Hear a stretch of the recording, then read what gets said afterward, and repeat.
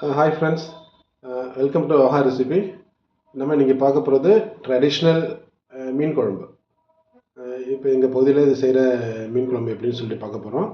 இதுக்கு தேவையான இன்க்ரீடியன்ட்ஸ் பார்த்திங்கன்னா, ஒரு ஒரு பெரிய சைஸ் வந்து பெரிய வெங்காயம், 3 தக்காளி, ஒரு 6 பச்சை மிளகாய், அப்புறம் 2 துண்டு மாங்காய், அந்த கிளிமூக்கு மாங்காய் அந்த மாங்காய், அப்புறம் வந்து ஒரு 2 வந்து வெண்டைக்காய், அப்புறம் வடகம், தலைப்படகம், கருவேப்பிலை, இதெல்லாம் வந்து இது. அப்புறம் வந்து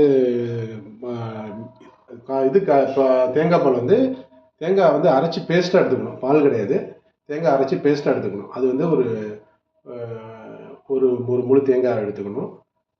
அப்புறம் வந்து அதில் வந்து குழம்பு கரைக்கிறதுக்கு வந்து மிளகாத்தூள் வந்து 2 டீஸ்பூனு, மல்லித்தூள் வந்து 4 டேபிள் ஸ்பூனு, 1 டீஸ்பூன் வந்து மஞ்சத்தூள், இது அப்புறம் ஆயில், குக்கிங் ஆயில், அது அவங்கவுங்களுக்கு விருப்பத்துக்கு தகுந்த மாதிரி. இப்போ நம்ம வந்து நாங்கள் வந்து யூஸ் பண்ணுறது கல்லெண்ணெய் யூஸ் பண்ணுறோம். இப்போ எப்படின்னு சொல்லிவிட்டு, மீன் வந்து நான் இன்றைக்கி வாங்கியிருக்கிற மீன் வந்து இந்த பாறை மீன் சொல்லுவாங்க. மார்க்கெட்டில் ஃப்ரெஷ்ஷாக இருந்துச்சு இன்றைக்கி பாறை மீன். அந்த மீன் வந்து ஓரளவுக்கு ஒரு மீடியம் சைஸ் மீன், ஒரு கிலோ இருக்குன்னு வச்சிங்களேன், அந்த அளவுக்குள்ள மீன் வாங்கியிருக்கோம். இப்போ எப்படி செய்கிறதுன்னு சொல்லிவிட்டு, அந்த தேங்காய் பாலில் வந்து கிட்டத்தட்ட ஒரு கிளி, ஒரு நெல்லிக்காய் சைஸுக்கு வந்து புளியை வந்து கரைச்சி வச்சுருக்கோம். அந்த தேங்காய் பேஸ்ட்டோட ஒரு நெல்லிக்காய் சைஸ் புளியை கரைச்சி வச்சுருக்கோம்.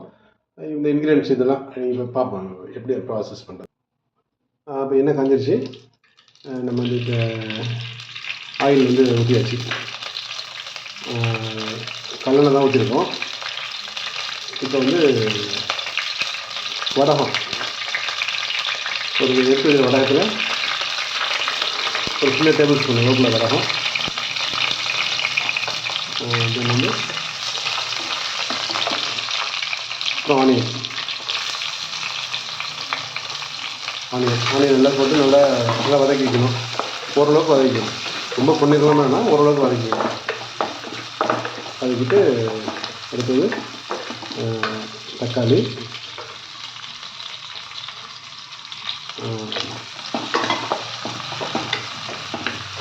மண் சட்டியில் தான் மீன் குழம்பு வைக்கிறது எங்களுக்கு பழக்கம். அது மண் சட்டியில் வைக்கும்போது அது ஒரு மீன் குழம்பு ஒரு தனி டேஸ்ட்டாக தான் இருக்கும். இது மண் சட்டி ரொம்ப நாளாக வச்சு யூஸ் பண்ணிகிட்ருக்கோம். அந்த மண் சட்டி வந்து உபயோகப்படுத்த ரொம்ப ஸ்ட்ராங்காகிடுது. அப்புறம் பச்சை மிளகாய், வெண்டைக்காய், மாங்காய், இது எல்லாத்தையும் போட்டு நல்லா கொஞ்சம் நேரம் வதக்கணும்.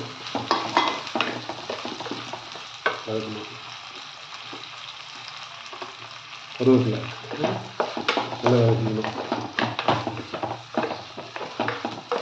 நல்லா வதக்கிட்டு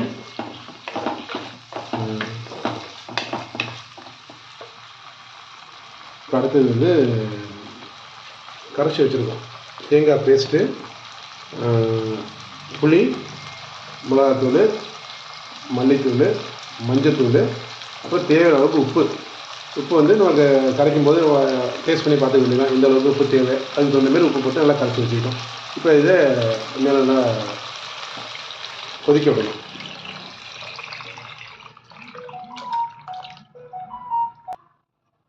ஓகேங்க, கிட்டத்தட்ட ஒரு 10 நிமிஷம் நல்லா மீன் வந்து குழம்பு நல்லா கொதிச்சிருச்சு. இப்போ நம்ம வந்து இந்த கொதிச்ச குழம்புல நம்ம எடுத்து வச்சுருக்கிற மீனை போட போகிறோம். மீன் வந்து வாங்கும்போது ரொம்ப பார்த்து வாங்கணும். அந்த மீன் பாருங்கள், இப்படி வெள்ளி கலரில் இருக்குது பாருங்கள்.